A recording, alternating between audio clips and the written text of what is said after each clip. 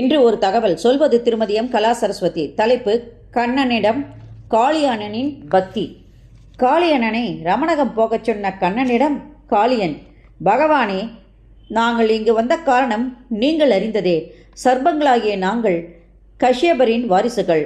ஆதிசேஷன், வாசுகி, ஐராவதா, தட்சன், கார்கோடகன் இவர்கள் என் உடன்பிறப்புகள். அருணனும் கருடனும் வினதாவிற்கும் கஷ்யபருக்கும் பிறந்தவர்கள். குடும்ப பகை காரணமாக நாங்கள் ரமணகத்தில் தங்கியிருந்தோம்.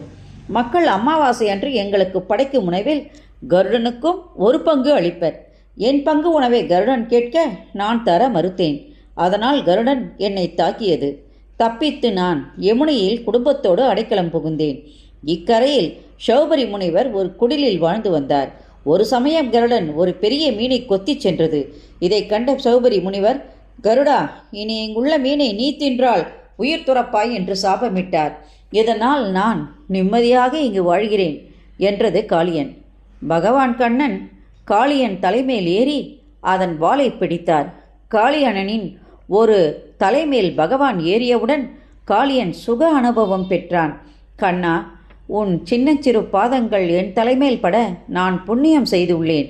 என் 100 தலைகள் மீதும் தங்கள் பாதம் பதிய வேண்டும் என்று வேண்டினான். இறைவன் காளியங்கனின் வேண்டுதலை பூர்த்தி செய்தார்.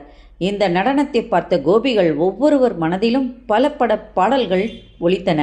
காளியன் குஞ்சி கிருஷ்ணனை தன் தலை பூமியில் பதித்து இறக்கிவிட்டான்.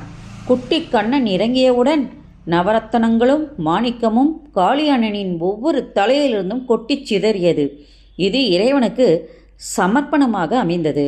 பலராமன் கண்ணனையும் காளியண்ணனையும் பெருமையோடு பார்த்தான். காளியன் தன் குடும்பத்தினரோடு யமுனையை விட்டு வெளியேறினான். ஆயர்பாடியே கண்ணனை அரவணைத்தது.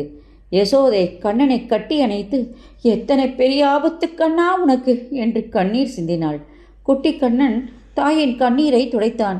யசோதா கண்ணனின் கன்னத்தில் மாறி மாறி முத்தமிட்டு மகிழ்ந்தாள். பார்க்கடலில் பாம்பு மேலே படுத்துண்டிருக்காரே மகாவிஷ்ணு, அவர்தான் உன்னை காப்பாற்றினார் என்றாள். அதற்கு கண்ணன்: அந்த பாம்பு விஷ்ணுவை கடிக்காத அம்மா என்றான். அந்த பாம்பை படைத்தவனே அந்த மகாவிஷ்ணுதான். நீ குழந்தை, உனக்கு இதெல்லாம் புரியாது. பெரிசானா உனக்கு விவரம் புரியும் என்றாள். கண்ணன் தன்னுள் சிரித்தான். பகவானை நம்பி வாழும் இவர்களை நான் கைவிடுவேனா என்று யசோதையை கனிவுடன் பார்த்தான் கண்ணன். நன்றி, வணக்கம். இந்த ஆடியோ வீடியோ உங்களுக்கு பிடிச்சா லைக் பண்ணுங்கள், ஷேர் பண்ணுங்கள். கொளத்தூர் பாபா டேபிள் சேனலுக்கு நீங்கள் சப்ஸ்கிரைப் பண்ணுங்கள்.